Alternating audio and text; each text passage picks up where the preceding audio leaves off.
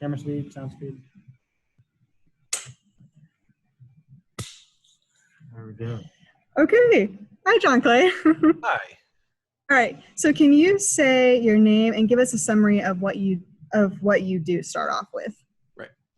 Are you wanting to focus on, because I do promotional video stuff, but I also do editing and color kinds as a specialty. Mm-hmm. So what we're going to do is we're going to start off with kind of your journey. So we're going to start off maybe as like your childhood and what you kind of did then, and going up to if you went to college or not, we'll talk about that. And what was the moment where you're like, I want to do this? Mm-hmm. And then we kind of start talking about all the projects you've done, and we can pick and choose which ones and what roles you like the best, and we can focus on that more. That kind of sort of thing. Okay. And then after that, we'll start talking about the Christian film industry as a whole and what your perspective on that is. Okay. That's kind of the outline we're doing. Right.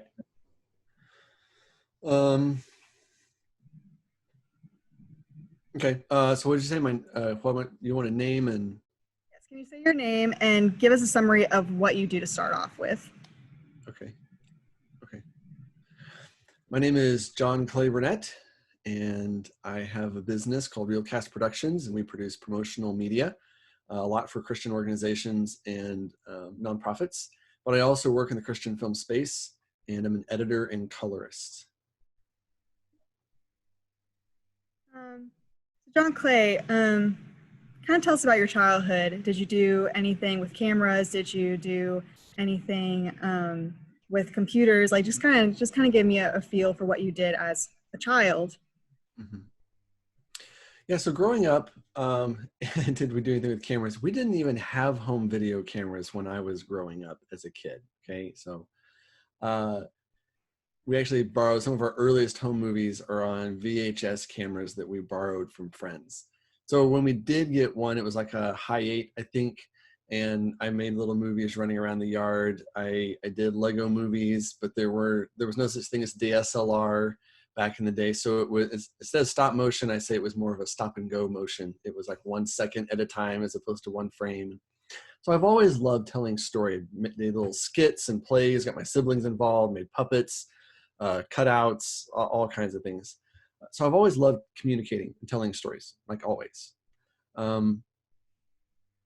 That's how I grew up. And then getting into, started in film a little bit was, about 15, I started interning at a company for 3 years. And then when it was time to upgrade the equipment there, they decided they wanted to outsource it. And so I took the money I had saved and started my own business. That was in 2005. Okay.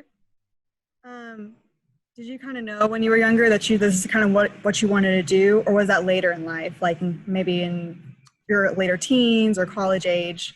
Right. Yeah, I've always, I was homeschooled. So even doing school projects and things, I would take longer designing the covers of my little booklets and projects than I did actually doing the work. And so I've just always had a bit of an artistic outlet, I guess. I don't know that, younger than 10 or 11, I was like, I want to make movies. I loved making little Lego movies and things and telling stories. And then as I got older, into, I call it mid-teens, I guess, you start thinking about where you're starting to get closer to 20 and like, someday I want to be married and have a family. Is this something I could do long-term? And is it viable as a career? And what do I need to know? What do I need to learn to make that happen? Did homeschooling help at all? Like, did it give you freedom to do all that? Or would it be better to actually go to school during that age? I felt like homeschooling was really helpful. It allowed a lot of flexibility to travel to film sets and be on other projects and then come back and be able to pick that up. Or even be flexible with when I fit schooling in. Because I could work projects, even if they were local, at whatever time of day that needed to be, and then I could fit the other schooling stuff around that. So the flexibility that it allowed, just from that perspective alone, I also think homeschooling, at least my homeschooling, fostered a lot of pursuit of passion. And so it wasn't that I had to take a lot of specific courses. I took a lot of stuff in homeschooling, but I was able to then dig in a little deeper, more specifically on the areas that were going to be pertinent to what I was interested in. My mom still made me take things that I wasn't as interested in, but but I could add on to that. As I got into looking at college and trying to figure out, do I need to know math? What level of math do I need for the type of work I hope to do? Things like that, where I had a conversation with a guy, and he was saying that, well, if you want to get into animation, or if you want to get in, there are areas in filmmaking where a lot of high level math can be very helpful. I wasn't interested in those areas. Math is not my strong suit. But yeah, I think homeschooling and oftentimes the mindset that is associated with homeschooling fed in well with being able to pursue film as a career. Yeah. So did you go to college? And if you did, what was your degree? And did that help you? Right. So I did not go to college for film. Right about the time I was considering that, I had a friend who had moved from a nonprofit ministry and now works with a large national, I think they're probably still nonprofit ministry, but he's paid salaried full time. He's worked there forever, national campaigns on directing, ads, TV spots, even documentary type things. So I was talking to him. He had moved from a fun thing to a full time. And his advice at the time was, if you go to college, at least at the time, and this was 15 years ago, 15 or more years ago, he said a lot of film schools have outdated equipment, and oftentimes you're going to start at the bottom, entry level, just like everybody else. It doesn't necessarily gain you position into a higher crew position or thing like that. He said, you're better off taking the money and go make projects. Spend the money making things. He said, and then send them to other people who are ahead of you in the industry and get their notes and get their feedback and learn and grow. And he included himself in his willingness to look at stuff. So that's what I did. I started renting, borrowing, slowly buying as I needed. I didn't go buy a whole ton of stuff right up front, but slowly over time growing this. And that's the way I take. I'm an avid learner, and I'm still learning. I read, and the internet now has been the boom of information, but watching YouTube videos, reading blogs, reading reviews. I still subscribe to 4 magazines. I subscribed to magazines then. I went to film festivals, attended classes. I mean, I was still learning, read books very voraciously. I still love reading books. So it's not like the learning aspect is not there. With technology and film is always changing. And even with the times, I don't know if you want to include this or not, but even in the times that are going on now, things are changing all over again. And so I don't feel like there should be a mindset that you go to school for film and then you're a filmmaker. You have to continue learning all the time. So that was the route. I took the route of not going to film school and just making projects and starting out. And then I did, let me back up. I don't know how much of this you want, because there are some things, I'm going to say the same, but you can use it if you want to or not. Some of the keys or some of the,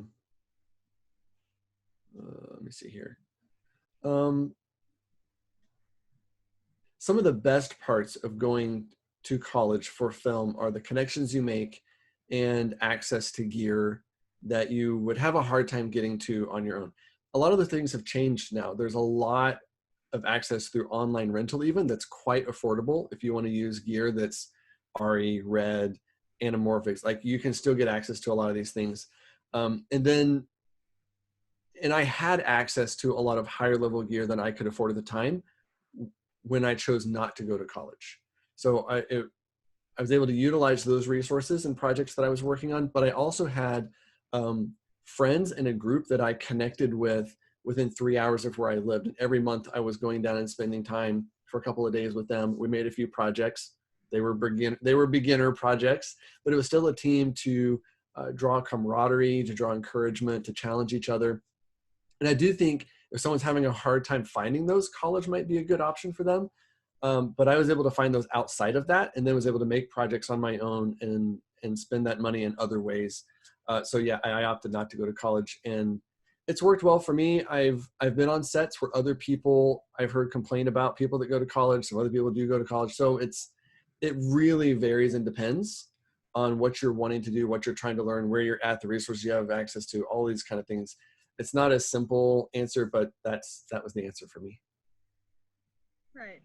And when did you're talking about filmmaking, when did you decide I want to do Christian filmmaking? Is it just because you are a Christian, you're like, I want to go towards this path and not towards secular path? Or yeah, just kind of tell me, was that always your goal, or did you decide I want to do this type of filmmaking, which is Christian? Right. Yeah, I don't know if there's like a super defining moment. I wish there was like this really cool story moment thing that like, wow, you know. Um, I remember when I was trying to decide on film. So I guess I'll start here. No, I didn't decide to work in the Christian filmmaking space. I followed the path and opportunity and doors that were open to me at the time, and that's where I started. And that was working at a Christian company. I worked there for 3 years part-time, making corporate content, but it was still a lot of Christian leaders and stuff. So that's where I started. And then a lot of business comes from word of mouth. And so those people had connections and people they knew that wanted other video things. And so that's just what the door opened for me. And then it grew from there. And it's continued to grow. I haven't pursued a lot of secular projects. I don't mind necessarily working for corporate. A lot of secular film can contain a lot of, well, one, it can be a very unpleasant working environment. Secondly, a lot of the material or messages or content in the films would be problematic, especially in the indie type secular space, that I would not feel comfortable working on just because of the principles and values that I have from a Christian worldview.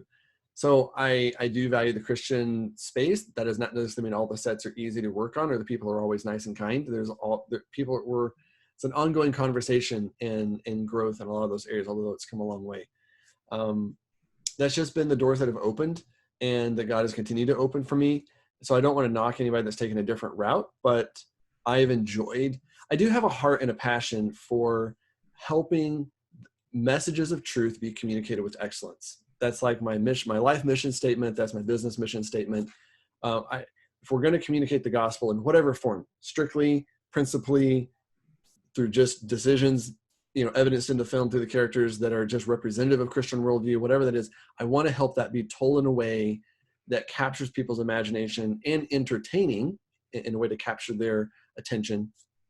But then also pushes them to thought and consideration to be told with excellence.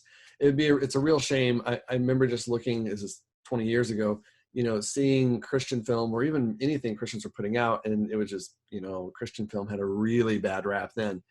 And just the idea of a Christian story that was well told, sitting on a shelf somewhere, and the cover was bad or the trailers were bad, so people wouldn't watch it because it didn't capture their interest or attention. But the truth was there, and the story was well told. We need those stories told with excellence. You need your cover design, you need your trailers to look good. Like it needs to be something people will watch all the way to the end. That's where the whole point, the whole character arc happens. You need that in a story. That's the point of the story. It's to see beginning to end. And so if it's not told well, people turn it off, click off. And I want people's lives to be transformed, like mine has been by the gospel, through a variety of stories. It's not just strictly gospel stories, but I do have a passion to see those kinds of stories told really well. And they're not going to get better. They're not going to reach that if the resources and people we have to work with aren't pushing themselves to be competent at those levels. Thus the ongoing learning, thus continuing to read, continue to practice, continuing to study, continue to analyze, continue to get feedback, always be bettering. Why? For myself? No, because what I want to communicate well, I want messages to be communicated with excellence. So what was specifically your perspective on the Christian film industry before you started? Like you were just talking about how you're like, oh, this quality doesn't look good, or this cover doesn't look good. I actually did listen to a podcast, I guess it was a podcast, where you talked about how you were looking at these films, I believe, and you were like, I want to be in a position where I can help people in whatever position they need me to be in, whether that is a colorist or a cinematographer or an assistant. Can you talk more about that? Right. Yeah, so when I was looking into the Christian film space, some of the biggest needs I saw at the time were the stories were good. They were lacking in camera work and cinematography level of things. It was just bad. So I thought, well, they're never going to get better if there's not better cinematographers that are willing or affordable enough to work on Christian films. And so I wanted to be a resource in whatever area, but cinematography is where I started, in camera work, and I still do some camera work from time to time. But yeah, I wanted to be good enough to help those films. When somebody had a great script and a good story, and they said, we want this to look good, who do we go to? I wanted to be a part of that. I wanted to help them tell their story well. So that's morphed a little bit. Cinematography has really improved. I've moved to now specializing in editing and color, and taking the stories and finessing and helping directors take things out that aren't needed to keep the stories tight, to keep them communicating, to keep the audience watching, so that they're able to get the full impact of the story that the director has envisioned. And then color to fix problems, but then tie everything together and tell story in a way that's visually interesting, not distracting to an audience. So again, they'll complete the film to the end and get the full maximum value that the director has envisioned and tried to communicate with their story. So has your perspective changed at all in the past 10 years since you've been working on it? Because you have worked on a lot of movies. And some of those, I mean, are Beyond the Mask, I Can Only Imagine, Unplanned. You just did Washington's Armor. Mm-hmm. Has your perspective changed at all? Has the industry been getting better, like quality storytelling? Sure. Yeah, Christian film has come a long way in the past 10 to 15 years, for sure. Back in early 2000s, there was maybe one Christian film hitting theaters a year or every other year. And I think the Kendricks have done a lot to lead the way in Christian film expanding in the public consciousness, and also making good enough stories and bettering the quality that people are willing to not just be aware of it, but to actually attend and go and put money into it. And then, feed the system, if you will, of Christian filmmaking be affordable and actually happening. It's cinematography has definitely gotten a lot better. Acting has improved. There's a lot better actors, and just everything. The technological boom of just being way more affordable, computers, all this stuff has definitely aided in Christians having better access to, or more ready access to better equipment and technology. So it's not really a technology issue at this point. I think we can still continue to improve in story and making sure we're telling, the arcs of characters are interesting, that we're showing what redemption looks like, that we can make characters that are empathetic, that we can create scenes that are memorable. All of those things, I don't think we're ever done. I don't think you've ever arrived somewhere. There's been some films that have done really well in the theater. We're never there. I think there's always room to improve, but I'm very encouraged with where it's going, and just the receptivity of the public to then help fund those through the theater. And then again, all that's changing now again too, so who knows what the future is on how films are distributed and what that may look like. But there's definitely, the Kendricks have done a lot in improving just the scale of films, and then the Irwin brothers have done a lot to improve on quality. There's several groups, that are definitely leading the charge and doing a lot of great things for the Christian film industry, and improving that, continuing to improve. Do you think that's helping Christian films getting into the mainstream at all? Do you think it's helping pushing it towards the mainstream where a broader audience will come and see it? Is that a good thing? Is that a bad thing? Are you asking, are Christian films? Okay, give me the question in a little different way. Yeah.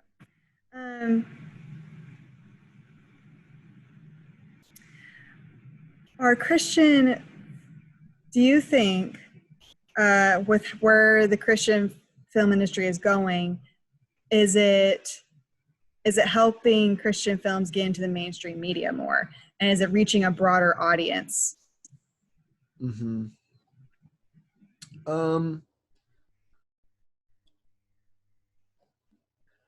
That was going to be a little tricky, I guess. Some Christian films are reaching more of a broader audience than just the Christian base. I Can Only Imagine is a huge example of that. I think the way Christian films are going to reach the mainstream audience beyond just the Christian demographic is in stories that are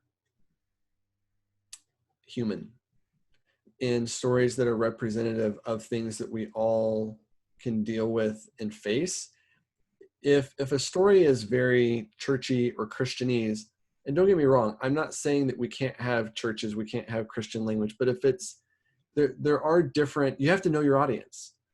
And I'm not saying we have to go show the extreme dark and dirty of the world to reach them. There is that perspective out there. I disagree with that. I do think we have to show real people, and I do think they need to have flaws. And because as humanity, we all identify with that and say, we all understand there are questions we have, there are gaps that we are trying to fill, there are hurts that we've all experienced. And I think the better we are in touch with those things as Christian storytellers and writers and directors, the better the stories will resonate with other people. And then we can lead them through and show them where the answers are to those things. Now, the trick of it is really, I mean, scripture says that the preaching of the cross is foolishness. So just the fact that if you put any amount of Christianity or God being the answer in the film is just going to be a complete cutoff to a major section of the culture, just because they reject that as an idea and as an answer. So it's a tricky question, because I'm not, in one sense, you're like, I'm not sure how to keep reaching the more mainstream if you're not. And again, I'm not saying it has to be a Romans Road gospel presentation, but even at any point saying God is the one who's the answer, God is his word has answer, or at any level, that level of conviction or saying the lordship of God should impact our life, it's just not going to resonate well with certain people. So it's hard to get into the mainstream in that sense. But I don't say the way around that. Some people are watering things down so much that you're like, there are examples of films that were a little too edgy for Christian audiences and then too faith-based for secular, and they just landed in the middle, and it was like no man's land, and they do not do well. So if people aren't interested in communicating Christian messages, don't even pretend. Like, just go tell a different story. Which I don't necessarily recommend, but you got to pick sides. You got to know who your audience is. And yeah, trying to hit both is really tricky, and not been very successful from what I've seen. So you think there is a line? Yeah, for sure. It's a battle of worldviews, really. I don't know how much of this you want in there. I mean, that is really what you're up against, is the people that are going to review the film, the people. So it's part of understanding the way the system works, especially in theater. DVD is a whole different story, or streaming is a whole different story. But going to theater, they usually, any type of major theater release outside of Fathom or something like this, they send it out to a lot of critics. I don't know all the names of the websites and people that will watch and give reviews, and then they have like an embargo, so they're not allowed to publish or talk about the film until like the week before it releases. It happens in Hollywood films as well, and they save up their trailers, and it's a very strategic marketing plan to get the public attention, and then hype it, and then they start doing all the interviews and stuff. And even the big Christian films that have done really well, it's the same system. And so, but those reviewers and Rotten Tomatoes and IMDb, like, they're not going to be favorable to Christian messages in general, right? So there's just a line and a tipping point of just like, well, if it looks like a Christian message, I feel like it doesn't even matter how good it is. They just can't help but be negative about it. That's a general statement. I'm sure there's exceptions to it. I just don't think they're interested in that, because of the types of films they just blanket give favorable reviews to, that maybe actually not even great as a film, but it has the message they want to communicate. And Hollywood does want to communicate messages that they do have. Everybody has an agenda. Everybody does. And so it is about that. In the films that are going to win awards and Academy Award, it's all very heavy-handed in an agenda. So I do think there's a line that's really hard to cross to say, wow, we hate the message, but man, is it technical. I mean, it's just really well made. So I'm not looking necessarily to try to cross that line extensively. I don't think as Christians, we want them saying, well, it would have been a good movie if the music hadn't sounded pathetic. Okay, well, that shouldn't be our real downfall. You know, like there's plenty of people out there, or the cinematography just looks lazy. Okay, that's really a shame if that's the case. So we shouldn't be falling short in any of those. If they're going to have a criticism, let it be the message. Let it be the story. Let Christianity be what's turning them off, not because we've failed technically. And I would love, I mean, that to me, that's, in fact, all right, this is going to sound like I'm patting myself on the back. How would I say this? I don't know. I worked on the documentary Captivated, and I did some of their camera work, did their editing, did their color. This is years ago. And I was talking to the director recently. Even he said he's always really happy. He counts it a success because the topic is media consumption, which is a huge topic, even more so today than when we made the documentary. And so it's not even just a Christian issue. You know, there's people even secularly that are concerned with the amount of media consumption that's happening through tablet streaming, all this stuff, phones, how accessible all this stuff is. And so there are secular people that have viewed the film, and people care about this. There's been more documentaries being put out even recently. And so he still gets notes back there like, well, I don't know. And I'm not really with you on the Christian thing. But other than that, like, it's just an outstanding documentary. To me, that's still a win. Like if that's the worst they can say is, I don't really agree with your conclusions of the Christian stuff. It's not really my thing. Other than that, it's fantastic. It just doesn't get better than that. I don't think you're going to win them over, apart from the Holy Spirit and that kind of thing. So. All right, I feel like I'm rambling and talking a little bit long. No, you're doing great. You're doing great. I love it. Feel free to re-guide if you're like, okay, let's talk about this piece of it. That's fine. So. Okay. Well, I'm going to jump to a different question about, I just want to bring up this quote from C.S. Lewis. He says, "The world does not need more Christian literature. What it needs is more Christian writing good literature." And what he means by that is we shouldn't just say we're Christian writers. Like we're Christians that so happen to make good stories. And I wanted to know, let's see, how do I say this? Do you think Christian should be a part of your title? Do you think when people ask you, like, what do you do? Do you say, I'm a Christian cinematographer, I'm a Christian storyteller, or do you just say I'm a storyteller? Do you think just the Christian as should be in the title, I guess is what I'm asking.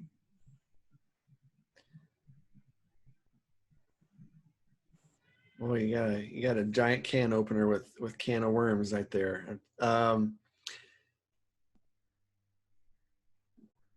Should our titles include the word Christian? There's some filmmakers out there that are Christian but don't like saying I'm a Christian. They just want to make their films, make their stories, and don't want to put Christian in that title. And so, but as for you and some others, you're totally open with saying I'm a Christian, I do this. Right. Jesus said, "The world will know you're my disciples by your love for one another."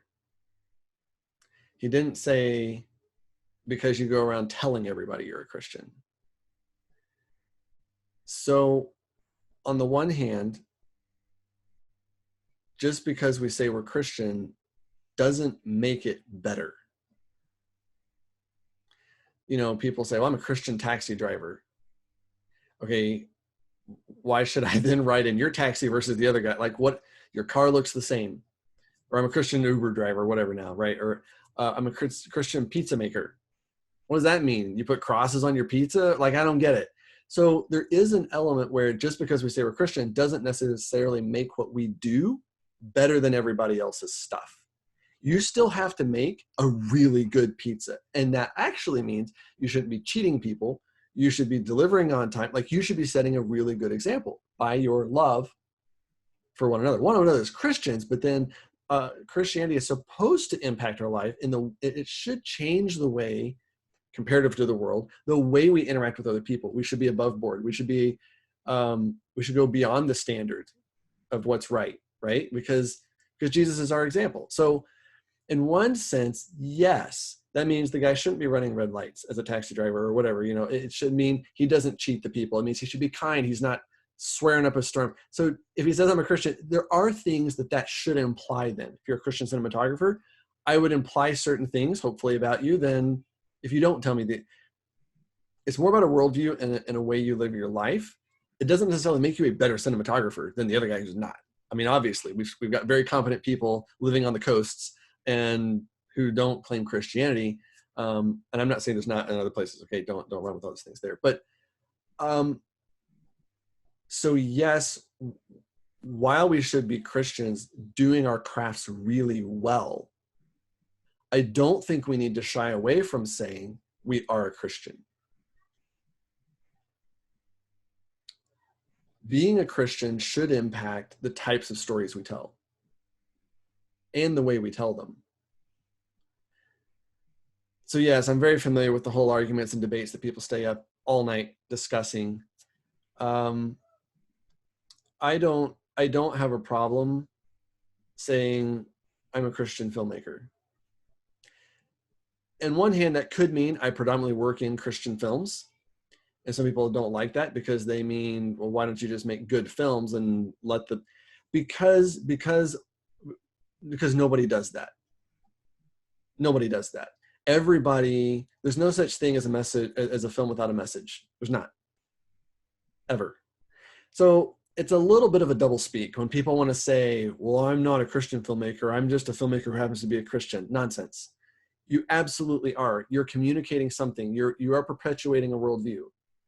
And the way you handle yourself on a set and the types of things that you're making, and the types of stories you're telling are influenced by your worldview and perspective. So,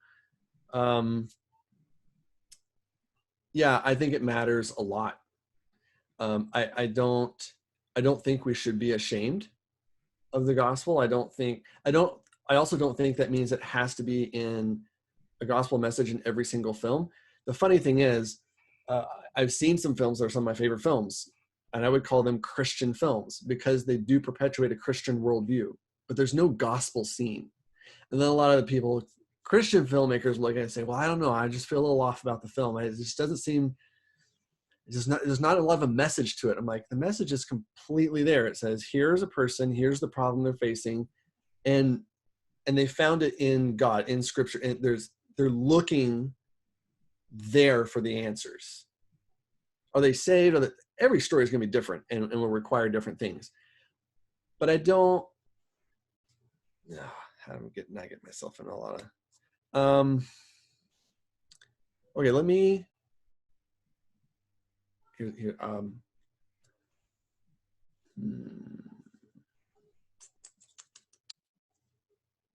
I don't know if any of this will work for you, but I saw an interview, I'll keep the name of it out, with some guys who were saying that they had gone to see a Billy Graham film with one of their bosses in filmmaking who's not a Christian. And this guy commented after the film and said, what? So now I'm like supposed to pray and ask Jesus into my heart and be a Christian now? And this fellow who's doing the interview commented and said, I think audiences are too sophisticated. I think they have grown. I don't think Christianese in films works anymore. I think we should be more subtle. I think we should be more clever. I think we should be more, and I could not disagree more. Again, that doesn't mean that all the films I work on have to be Billy Graham.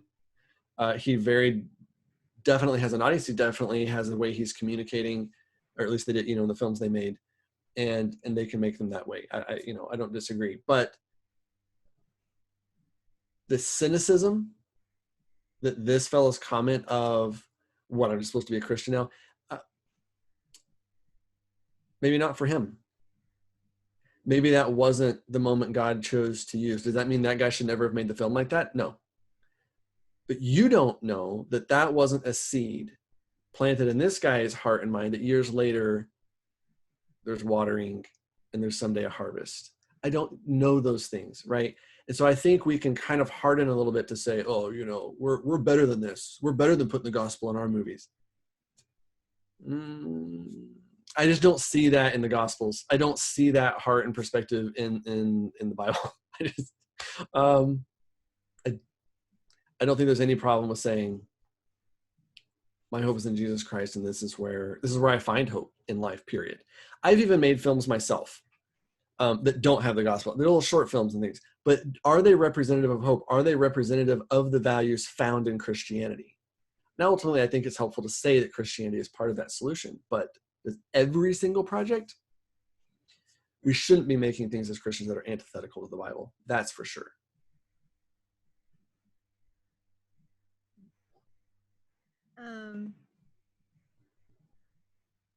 That's a hard one, Kimberly. I'm sorry. You were really good. You said some things. I'm like, that's what I want. Okay. Okay, good. All right, good. Where do you think the industry is going to be going in the next 10 years? Do you? Okay, I'll let you finish. That's basically it. Where do you think it's going? Do you think it's going in the right direction, the wrong direction, in your opinion? And how is it going to impact, I guess us as a film industry and the community? I have no idea. I mean, technology, it is, but technology is changing so much all the time.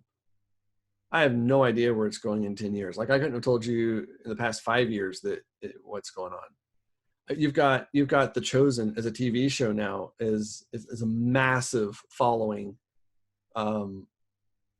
See, that's something that I was trying to think of TV shows and I couldn't think of it a while back. But I mean, you're talking about trying to reach a mass audience and how to hit the mainstream. I think that part of the Chosen is expanding, I think, beyond evangelical borders. Why? It's not because it's not Christian filmmakers. It obviously is. It's not because they're not putting the gospel in their movies. It's a show about Jesus. Okay? Very faithful to the worldview and perspective of the Bible. So they're not changing it. They're not being artsy. They're not being cool. None of this. None of this.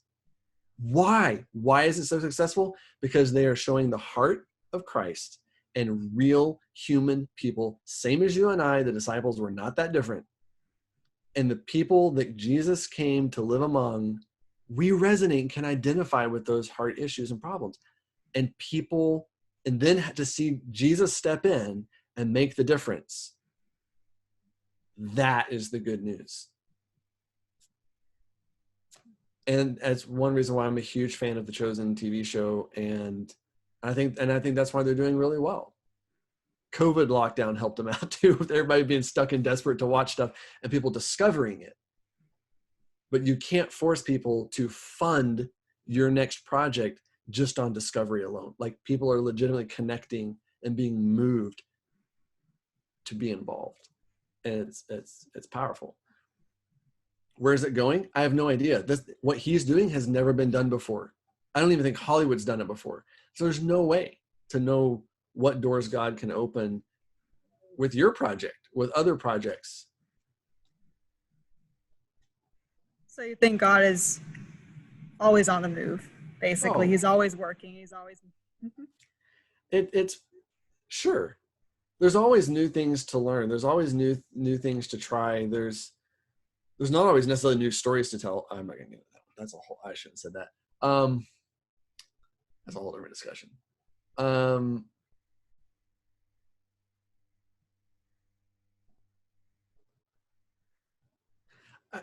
God's a big God.